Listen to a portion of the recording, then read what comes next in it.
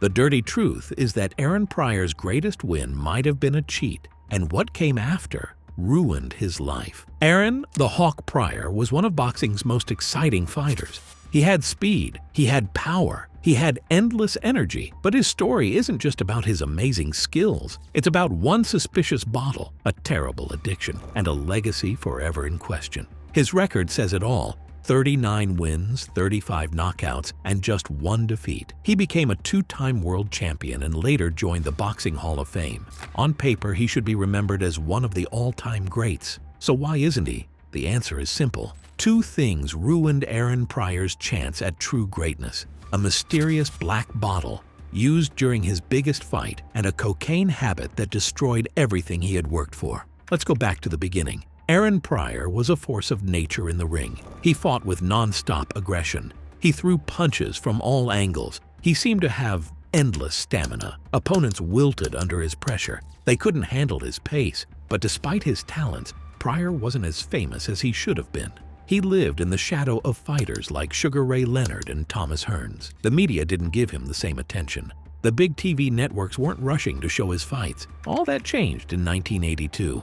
Pryor, the WBA junior welterweight champion, was set to face Alexis Arguello in what would become one of boxing's most talked-about fights. Arguello wasn't just any opponent. He was already a three-division world champion attempting to make history by winning a title in a fourth weight class, something no boxer had ever done before. The two fighters couldn't have been more different. Arguello was smooth, sophisticated, and humble. Fans and media loved him. Pryor was fierce, intimidating, and hadn't received nearly as much publicity. This was his chance to prove himself on the biggest stage. The fight was massive. It had the biggest purse ever for the junior welterweight division. HBO broadcast it live. For Pryor, who had never appeared on HBO before, this was his moment to shine. When the bell rang, both men delivered an incredible battle. Pryor came out firing with aggressive combinations. Arguello stayed composed, blocking shots and firing back with precise punches. Both fighters had moments where they hurt each other in the early rounds. By the middle rounds, Pryor seemed to be taking control, but Arguello wasn't done.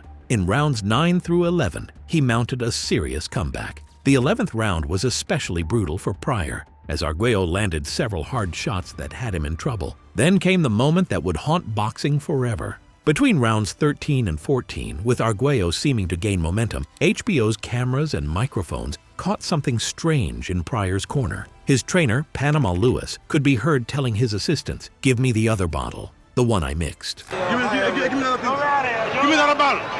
The one I mixed.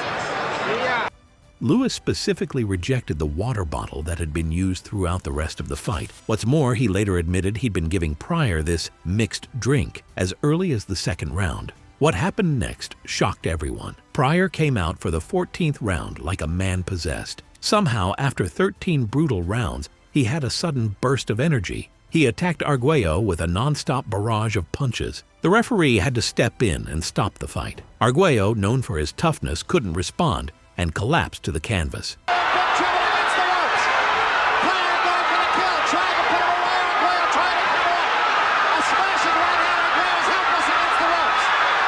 Immediately, questions arose. What was in that bottle? Why did Panama Lewis need a special mixture? How did Pryor suddenly find such energy in the 14th round? The controversy exploded because HBO had captured Lewis's words on camera. Viewers heard him ask for "the one I mixed" in real time.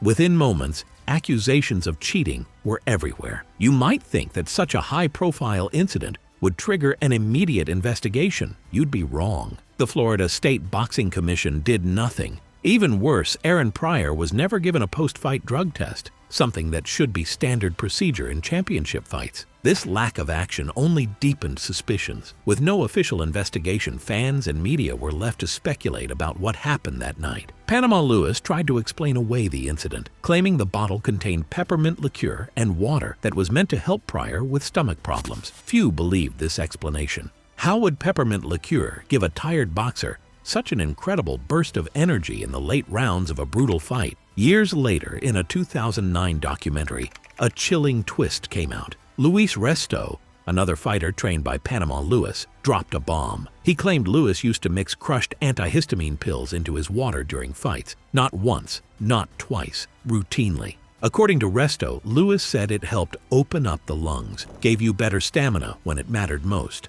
Suddenly, the infamous black bottle in Pryor's corner didn't seem like a mystery anymore. A lot of fans, and even some boxing insiders, connected the dots. If Lewis was doing that with Resto, why wouldn't he do the same with Pryor, especially in the biggest fight of his life? Some experts argued that antihistamines could work like bronchodilators, letting you breathe easier, punch longer, survive deeper into the fight. Others pushed back, saying those drugs could actually impair performance. But here's the real issue. That bottle was never tested. No samples, no breakdown, no answers. So whatever was in it, we'll never know. And that opens the door to every theory. Did Lewis sneak in something stronger? A stimulant? Something banned? Given his later record and what he pulled with Luis Resto's gloves, you'd be naive not to wonder. Oh, and there's more. To make matters worse, some accounts say Lewis was giving Pryor smelling salts between rounds too. Not illegal, but definitely not standard practice. Smelling salts provide a jolt, like slapping your nervous system awake. So maybe that explains Pryor's sudden revival before the final round. Win these 2 last rounds. 6 minutes. You can fight for 6 minutes. We go all day in the gym. Or maybe it was something else entirely. Despite the controversy, Aaron Pryor had won. He'd defeated a legendary opponent and retained his WBA title, but it wasn't a clean victory in many people's eyes. The shadow of the bottle incident immediately tarnished what should have been his greatest triumph. Fans didn't just cheer, they questioned. They asked what was really in that bottle. They wondered if Arguello, on the verge of making history as a 4-division champ, had been robbed. Online boxing forums still debate the incident to this day. Some say it was water, others say it was chemical warfare, but almost all agree on one thing. That win, as impressive as it looked, came with a big, ugly asterisk. And Pryor knew it. In September 1983, with Panama Lewis banned from boxing over another scandal, tampering with Resto's gloves before a fight that left Billy Collins Jr. with permanent damage, Pryor returned to the ring. This time, no Panama, no black bottle, no controversy, just Pryor and legendary trainer Emanuel Stewart in his corner.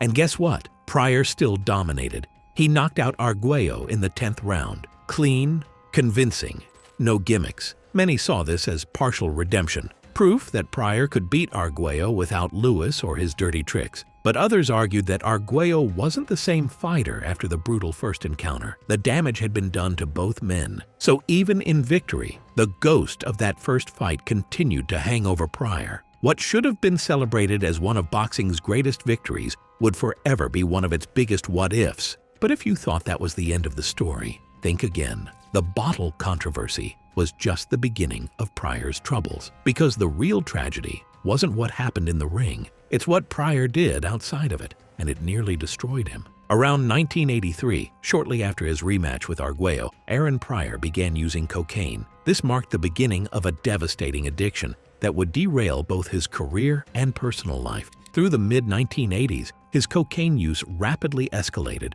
while his boxing activity noticeably declined. Pryor later described how cocaine was everywhere in his social circle. He could get it easily. The temptation was constant. For a man who had shown incredible discipline in the ring, cocaine proved to be an opponent he couldn't beat. The effects of his addiction were catastrophic. This wasn't just a bump in the road. This was a full derailment. Crack houses, thousands of dollars gone. His personal relationships crumbled. He went through divorces. His own mother tried to intervene. His image changed overnight. Once known as a fierce, disciplined champion, he became a cautionary tale of wasted potential. Fans compared him to contemporaries like Sugar Ray Leonard and Marvin Hagler, who maintained successful careers while Pryor's life fell apart. His boxing career suffered immediate consequences. His training became inconsistent. His performances declined. And by December 1985, he was stripped of his IBF title because he failed to defend it. The cocaine had taken over. Then came his ill-fated comeback. In August 1987, he suffered the only loss of his professional career, knocked out by Bobby Joe Young in the 7th round. The unbeatable Hawk had been defeated, not just by an opponent, but by his own demons. And it wasn't just his career that suffered. Pryor's legal troubles mounted as his addiction deepened. In 1989, he was arrested in Cincinnati for possession of drug paraphernalia, specifically A crack pipe. He entered a no-contest plea and was ordered to complete a 2-year drug treatment program. The tragedy didn't end there either. Worse followed in 1991 when he was arrested again in Cincinnati, this time for trafficking cocaine. Undercover police found him with 5 packs of crack, bagged and ready to sell. The former world champion, now just another name in the system. Then came the most surreal moment of all. He was shot by a woman who would later become his wife. Teresa Adams claimed they were married at the time, though records tell a different story. Remarkably, Pryor didn't press charges after being shot. With multiple divorces, legal troubles, and his mother's attempts to have him committed to rehab, Pryor's life had become a series of crises. The structure of boxing that had given him purpose and direction was gone. In its place, chaos, addiction, and collapse. For many athletes, this would be the end of the story. But Aaron Pryor wasn't finished yet. In the 1990s, after years of struggle, Pryor finally achieved sobriety. Reports indicate he remained drug-free from 1993 until his death in 2016, an impressive 23 years of clean living after spending the 80s lost in a blizzard of cocaine. During this period, he also converted to Christianity, finding a faith that seemed to give him strength and purpose for his recovery. He reinvented himself as a motivational speaker, inspiring rooms full of strangers facing similar battles, the truth about addiction and second chances. He also began coaching young boxers and participating in anti-drug campaigns, channeling his past struggles into a message of hope and redemption. But even as he rebuilt his life, the damage from his years of addiction was permanent. The prime of his athletic career, years that could have cemented him as one of boxing's all-time greats, was spent chasing a high instead of a title. And then there's the bottle, the controversial bottle incident that never stopped haunting him. Even decades later, fans still ask the question, did he really beat Arguello? Or did Panama Lewis tip the scales? Aaron Pryor passed away in 2016 at age 60. His wife, Frankie Pryor, said he died at home surrounded by family after a long battle with heart disease. He had been in hospice care for the final 3 months of his life. When we look at Aaron Pryor's career, we see incredible potential only partially fulfilled. Looking back on his life, it's a story of extremes. On one hand, 39 wins, 35 knockouts, 2 world titles, numbers that should place him among the elite.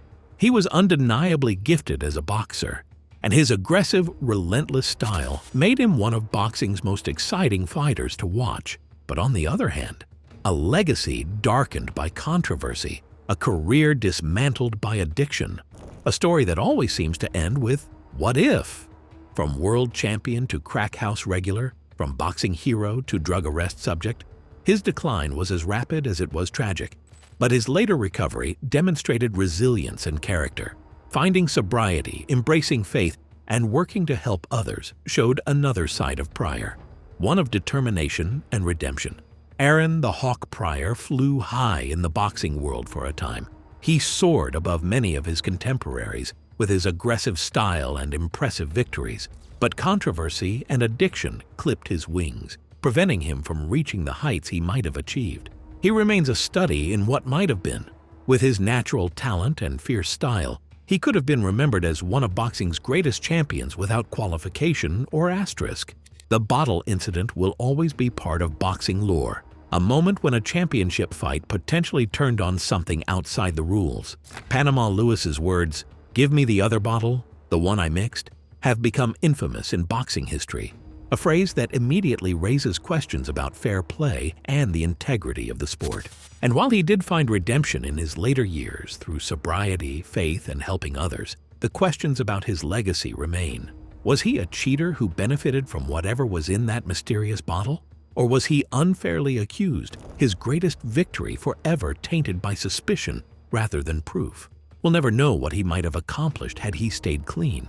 How many more championships? How many more spectacular victories? Would he be mentioned alongside the all-time greats without hesitation? These questions have no answers. They're part of what makes Pryor's story so fascinating and so troubling. He was a fighter defined as much by controversy and tragedy as by his undeniable skills in the ring. For boxing fans, Pryor represents both what we love about the sport and what we fear about it. The thrilling, all-action style that made him a must-see in the ring, the rise from obscurity to championship glory, the fall from grace due to the temptations that often come with success. Perhaps the most fitting conclusion to Aaron Pryor's story is that there is no clean conclusion. His legacy, like his life, is messy and complicated, tremendous success and devastating failure, moments of glory and periods of despair, championship victories and years lost to addiction. He wasn't the perfect hero some athletes are made out to be, nor was he simply a villain who cheated his way to victory. He was human, brilliantly talented but deeply flawed. In the end, his story isn't just about boxing. It's about human potential and human frailty. It's about how quickly success can come and how easily it can slip away. It's about a career and a life that could have been so much more. Aaron Pryor could have had everything: more championships, greater recognition, a legacy as one of boxing's true greats. But a mysterious bottle and a devastating cocaine addiction changed all that. Whatever the final verdict on Aaron Pryor, his story serves as both inspiration and warning. He might have died in 2016, but the discussions about his legacy continue. The controversy over the black bottle has never been fully resolved. The what-ifs about his career will never be answered. In boxing history, he remains a figure of both admiration and suspicion. The Hall of Fame champion with the tarnished legacy, the hawk who soared and fell. So what do you think? Was Aaron Pryor a tainted champion or a misunderstood great? Drop your take in the comments. If you're into stories like this, full of triumph, controversy, and redemption, make sure to like and subscribe. We've got more legends whose legacies deserve a second look. See you in the next one.